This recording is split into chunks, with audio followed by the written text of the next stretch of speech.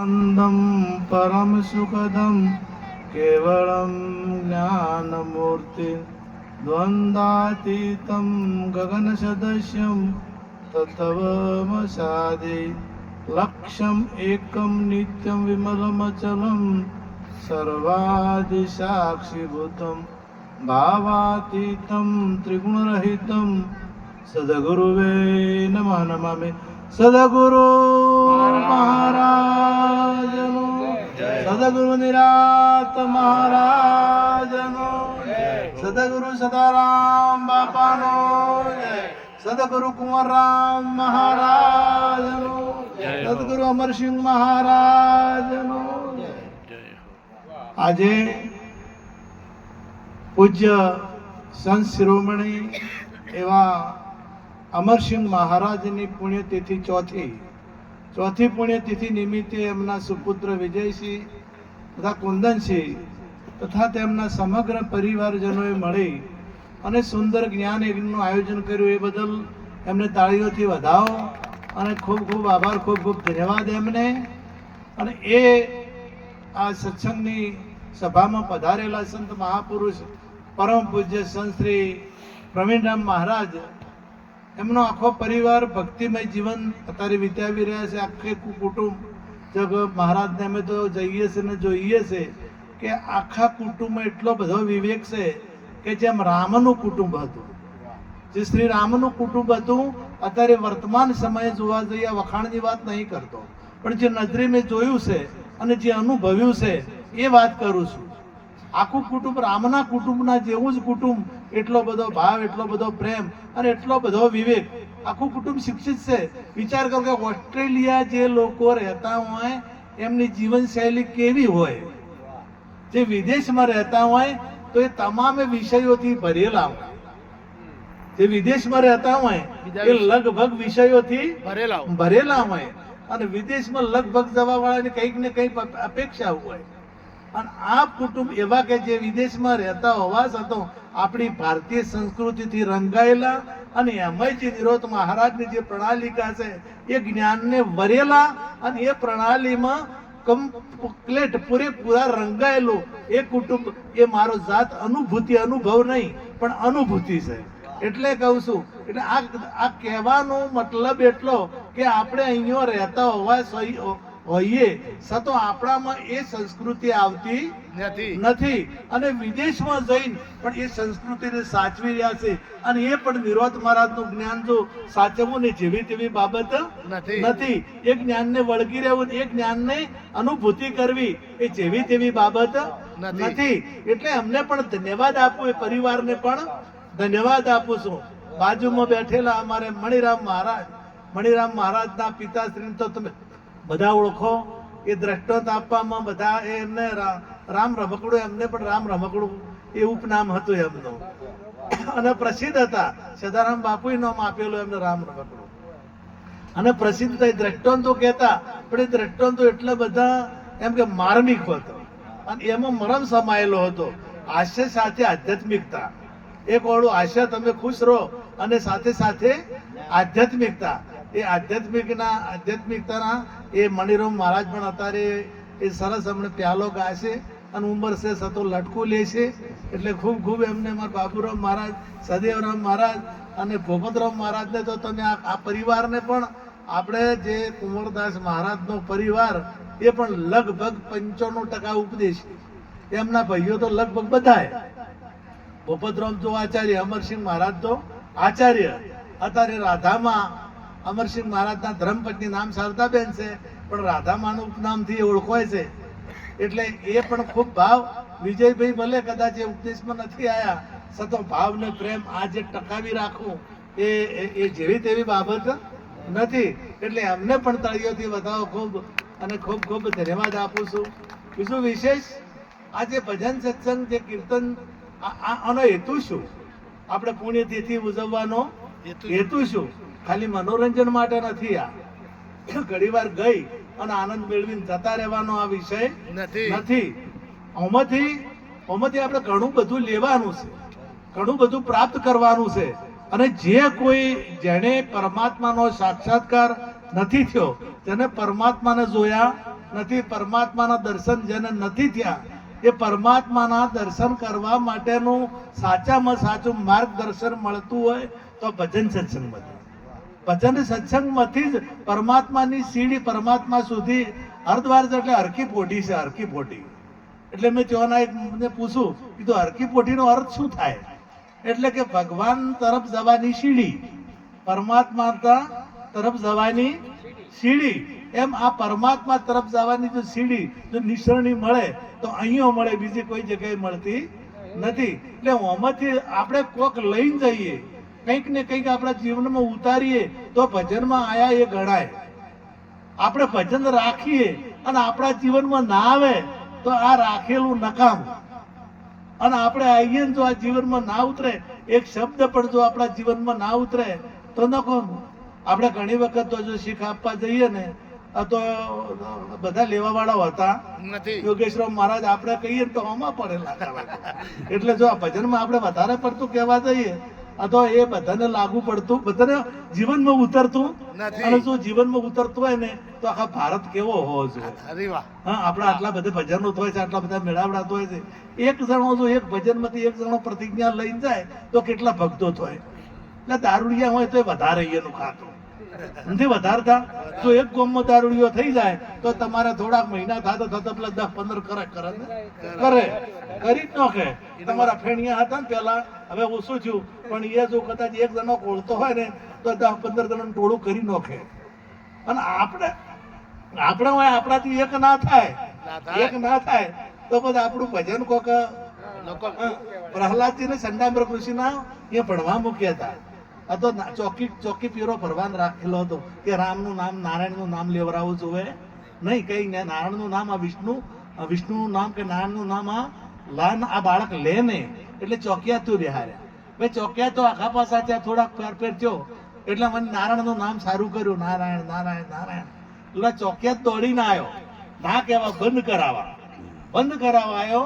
એટલે જેવો હાથ પકડ્યો ને, ના કીધે મોન્યું ના, ઘણા ના ના ના ના કર્યું પણ બંધ થયું નહીં. એટલે હાથ પકડ્યો ને પ્રહલાદજી નો એટલે એ ચાલુ થઈ ગયો.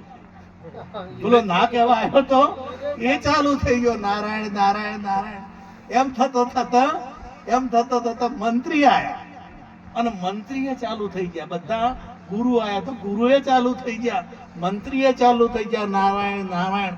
બધા નારાયણ નારાયણ કહેતા કરી નાખ્યા. અને હરણાક્ષિપુને ખબર પડી કે મારા આશ્રમમાં જે મારો દુશ્મન છે એનું નામ લેવરાઈ ગયું છે.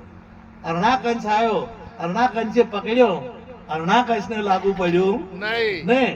કારણ કે આ બધાને લાગુ પડ્યું પણ હરણાકંસને લાગુ પડે નહીં. એ ગમે તેમ કરો આ વૃત્તિના જે હોય એને આના નામનું નામ લાગુ ના પડે. યોગેશ્વર મહારાજ આ જે વૃત્તિ છે તમે ગમે તેમ કરો ને, આખા સત્સંગમાં ડબોળી ગયો ને તો એને ના લાગુ પડે તો હમા પડે.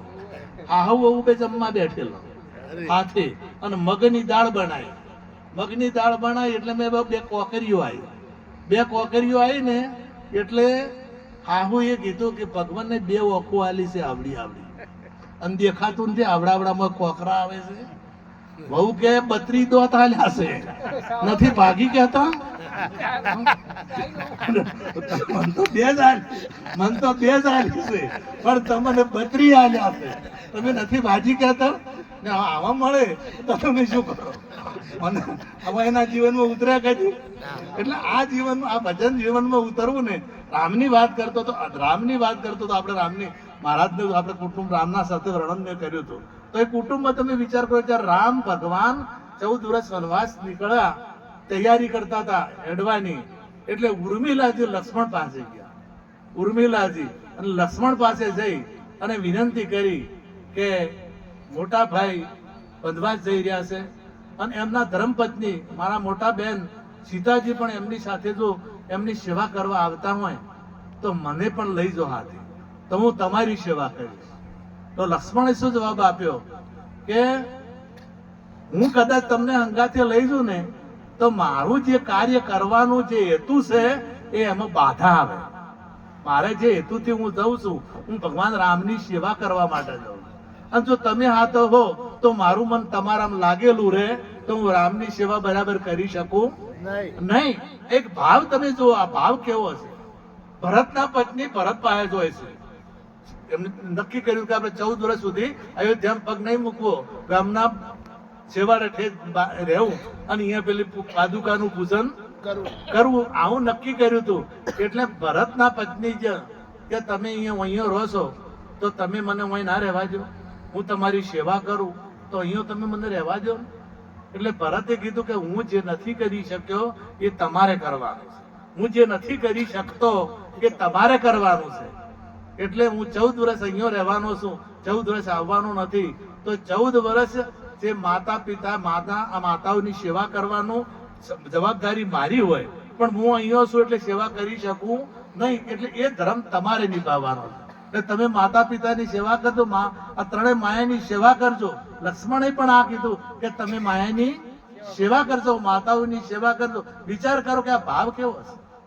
અને આ ભાવ જે આપણા કુટુંબોમાં આવે આ તો એનું નામ સ્વર્ગ, બીજું કોઈ સ્વર્ગ કહેવાય નહીં. અને આ જીવનમાં આપણા જીવનમાં આ ભાવો આવવા જોઈએ. અને એ ભાવો ક્યારે આવે કે જ્યારે આપણામાં જ્ઞાન થાય.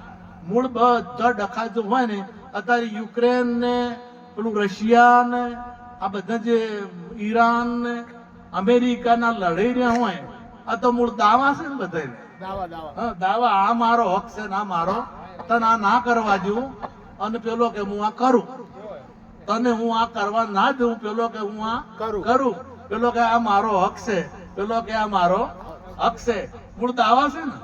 અને દાવા નથી છૂટતા એની લડાઈ નારી.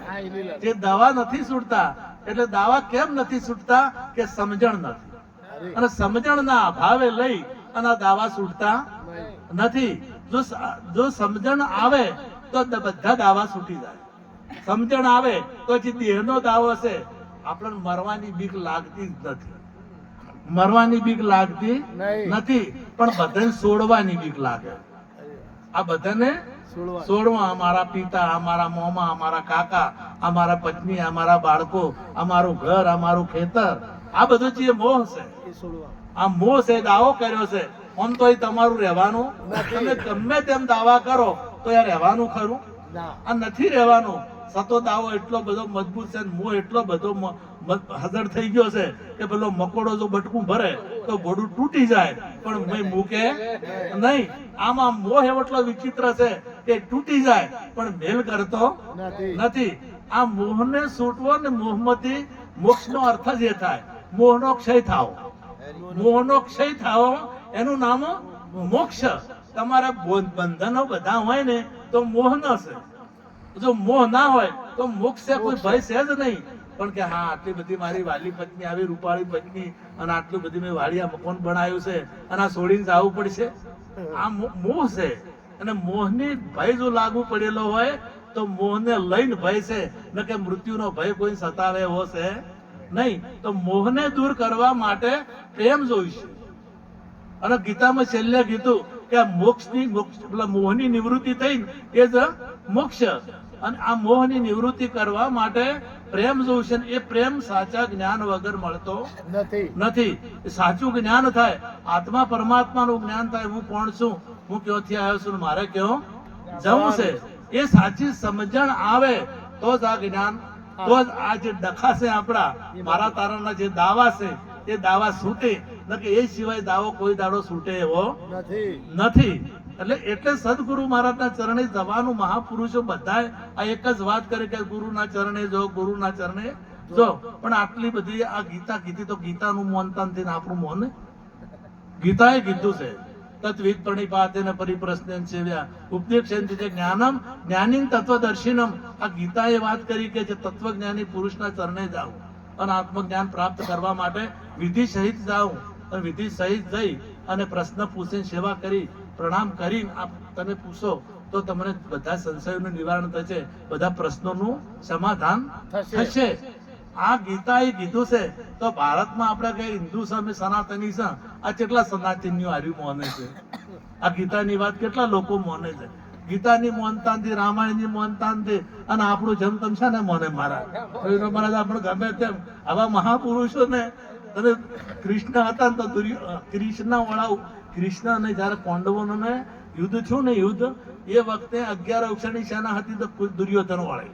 અને જે સેનામાં કૃષ્ણ હતા, પાંડવોની સેનામાં કૃષ્ણ હતા ને, જે સેનામાં ભગવાન હતા ને એ 7 અક્ષણી જ હતી અને પેલાની 11 અક્ષણી હતી. અત્યારે તારા એમ જ નથી, જે સંતો છે એની સેના ઓછી છે અને જે પેલા છે દુર્યોધન વાળા એ સેના ઘણી. તમે ડેકડું વગાડ્યું હોય ને એક રાગડી ગાઈ હોત ને હોય તો હમતો જ ના હમણે. આવ તૂત છે, આવ જૂઠું છે તો એમણે લોકો હમાતા. અરે તમે હું પાથરો ના, બોલો કશું હોય ના, તમે ચા ના પાવો, તમે કશું ના કરો તો તમારે હમોય જ ના. એટલે આ એ સેના એ લોકોની ઠેઠથી હેડી જ આવે છે. આ તો જે ભગવાનના ખાતા વાળા છે એ હમા આવે છે. આ તો આ સમય એવો છે ને, આ મોબાઈલ નો યુગ આવ્યો છે. દ્રષ્ટાંત કરીને મારી વાતને પૂરી કરું. આપણે હગઈ, અમને મહારાજની વાત કરી હતી હગઈની, એટલે મને હગઈની વાત યાદ આવે. હગઈ કરતા પહેલા હવે મોબાઈલ મંગાવે. પેલો જ આપણે મોબાઈલ મંગાવે એટલે પેલા ને વાતો કરવી, પેલા ભાઈને વાતો કરવી હોય, પેલી ભાઈને વાતો કરવી, એટલે હગઈ થતા પેલા મોબાઈલ મોકલાવે. અમુક કુટુંબો નહીં મોકલાવતા પણ અમુક તો પેલો મોબાઈલ અને પેલી ભાઈએ મંગાવે કે મોબાઈલ મોકલાવજો. મોબાઈલ મોકલાવે એટલે પેલા એક ભલામણ કરી કે આ મોબાઈલ મોકલું છું તો હવે મારી વાત તારા વાત પેલી ભાઈથી શરમા પ્રકટ થઈ. આ સમયને ભારતીય સંસ્કૃતિને અનુરૂપ રહેવા વાળી બધી. એટલે પેલા મોબાઈલ મોકલ્યો ખરી પણ કે મને જો મારું કુટુંબ મોટું છે, ઝાઝુ કુટુંબ છે, એટલે મને વાત કરતા ફાવશે નહીં. મને શરમ લાગે. તમે કહો હું કુંવારી છું, અત્યારે જમાનો બદલાણો છે, અત્યારે હગઈ કરીને ફરવા પણ જઈએ છે, પણ હું એ કુટુંબ બોલી નથી એટલે હું જેમ ફાવે એમ વાત કરી શકીશ નહીં. તો કે તું ભણેલી એટલે સંદેશ મોકલતા આવડશે ને, મેસેજ. હા, કે મેસેજ કરતો આવડશે તો મેસેજ કરે કે સૂતી હોય તો સપના મોકલ, જાગતી હોય તો યાદો મોકલ અને રોતી હોય તો ઓહુ મોકલ. પેલી બાઈ હતી ને એમ ખૂબ હોશિયાર હતી, ખૂબ સમજણી હતી કે વાહણ ઘઉં છું અઠવાડો મેકલું. કહેવાનો મારો મતલબ આ યુગ જે છે ને, આ યુગ આ મોબાઈલ જે છે ને, મોબાઈલમાં સારું હોય અને તમારે અઠવાડો જોવતો હોય તો અઠવાડો એમાં છે અને જ્ઞાન જોવતું હોય તો જ્ઞાન એમાં છે. આ એ મોબાઈલ છે ને આ એ મોબાઈલ છે. આ એક મોબાઈલ જ છે. આ હલતો ચાલતો ફરતો આ મોબાઈલ છે અને આ મોબાઈલમાં બધું છે કે નથી? આત્મા પરમાત્મા. આમ તો કામ, ક્રોધ, લોભ, મોહ, મદ, મચ્છર આ અઠવાડો. રૂપ, રસ, ગંધ, શબ્દ, સ્પર્શ આ બધો અઠવાડો. આ અઠવાડો નીકળી જાય ને તો દયા, ધર્મ, શીલ ને સંતોષ આવે. આ અઠવાડો બધો નીકળે તો આવે. આ કામ, ક્રોધ, મોહ, મદ નીકળે તો પ્રેમ આવે. આ પ્રેમ સિવાય આ પાકે નહીં. હિત વગરની શું અડી? અખો ભગત એમ કહે બોથું બાણ ન કાઢે બખ્તરની કડી. પ્રેમ કેરા પંથમાં પ્રેમી હજારો થઈ ગયા, વેમમાં ભૂલા પડેલા જ્યાં હતા ત્યાં રહી ગયા. પ્રેમ સાચો પંથ છે સમજીને પ્રેમી જાય છે, વેમની વમળમાં વેમી જનો અટવાય છે. પ્રેમ કેરા દર્દમાં દર્દી દવા લેતો નથી, દર્દે દિલને દિલમાં ઓછું થવા દેતો નથી. આ પ્રેમ ચાર પાકે ચાર પ્રજારે સત્ય જે તમામમાં જે વસેલો પરમાત્મા એ આપણને આ દ્રષ્ટિથી પરમાત્મા દેખાય તો બધા સાથે આપણને પ્રેમ ઉદ્ભવે અને બધામાં પ્રેમ ભાવ જાગે અને તમામમાં કોઈ ભેદભાવ રહે નહીં. આટલું કહી મારી વાણીને વિરામ આપું. સદા ગુરુ, જય ગુરુ મહારાજ.